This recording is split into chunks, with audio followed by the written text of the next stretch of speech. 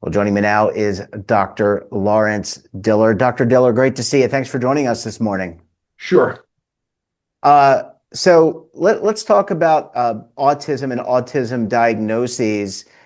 This is an important part of the process, doctor, but according to a recent blog post or recent article you wrote, people are actually coming to you and I don't want to put the word begging in, but they're actually asking for an autism diagnosis for financial reasons. Why is that?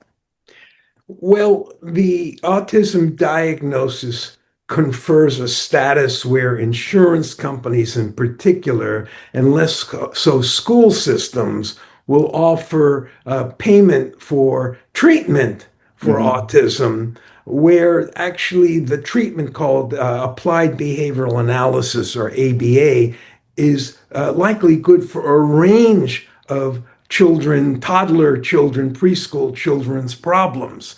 However, the insurance company will only pay for it if there's an official autism diagnosis. This creates a financial incentive.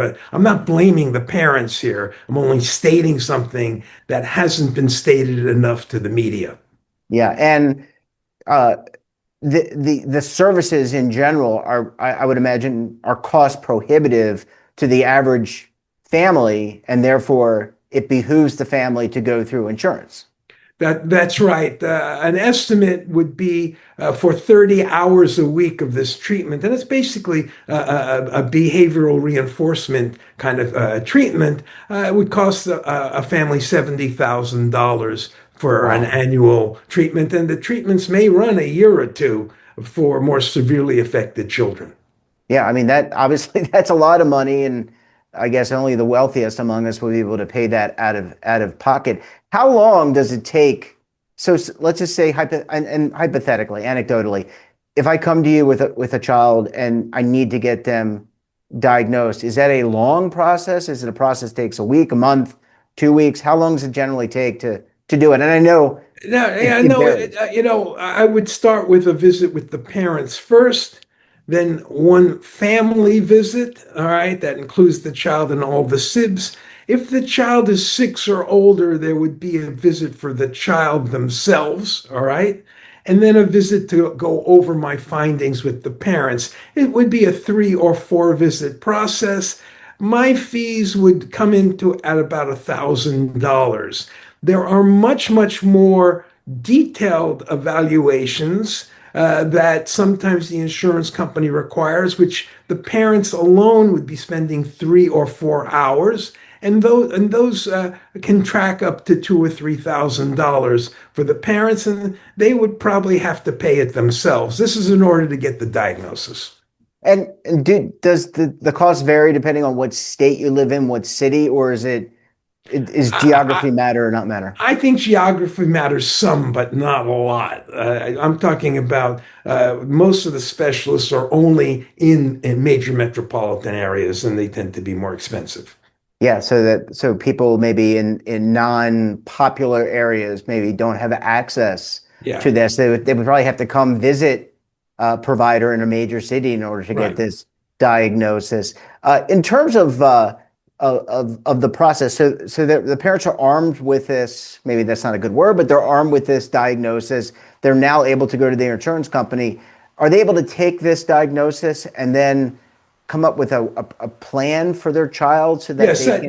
that's the idea. Okay, and again, the only proven treatment for autism, and it's not a surefire treatment from a very severely affected child to being appearing normal, but the idea of improvement is fairly common. All right, so most children will improve with an intensive program here. And again, the program is generally where the child is reinforced in terms of with rewards, food rewards, positive praise, and such to stay connected with the therapist or his family. All right, because the basic problem with autism, my view is like you and I are looking at one another right now, if we did a staring contest, one of us would eventually look away. But for a very severely affected autistic child, this eye contact is overwhelming. All right.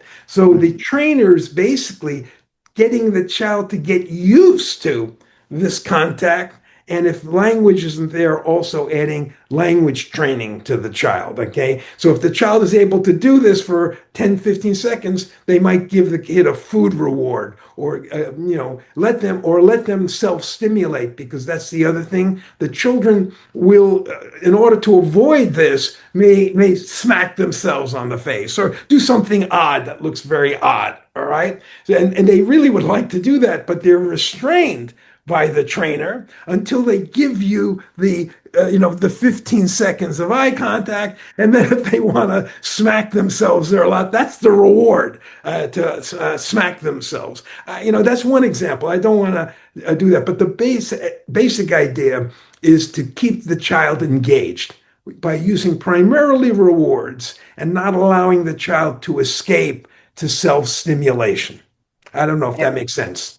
No, I mean it makes sense. Obviously, I don't practice what you Right. do, but I think anecdotally and it makes sense to the layperson like me. In terms of at the beginning of our conversation, we talked about the cost. It's so cost prohibitive. Is there a way over time? Is it to bring those costs down?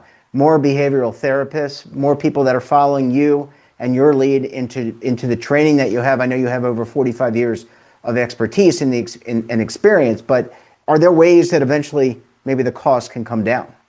Well, the training actually is done by much, much less experienced people. And indeed, that's become a problem. I think this ABA treatment has become less effective over time in terms of getting watered down in the people who are delivering it. The costs are an issue, and I'll bring an aside to you to that I wasn't covering, but has become a big deal here, Jeff, which is a fraud. And here, the fraud you may have heard about the Somali community in Minneapolis being Yes. analyzed for fraud based on clinics that are supposedly delivering these treatments but are not doing it. But last week there was a major Wall Street Journal front page article on the widespread potential fraud in terms of fake diagnoses, weak treatments, this would be Medicaid payments going to companies.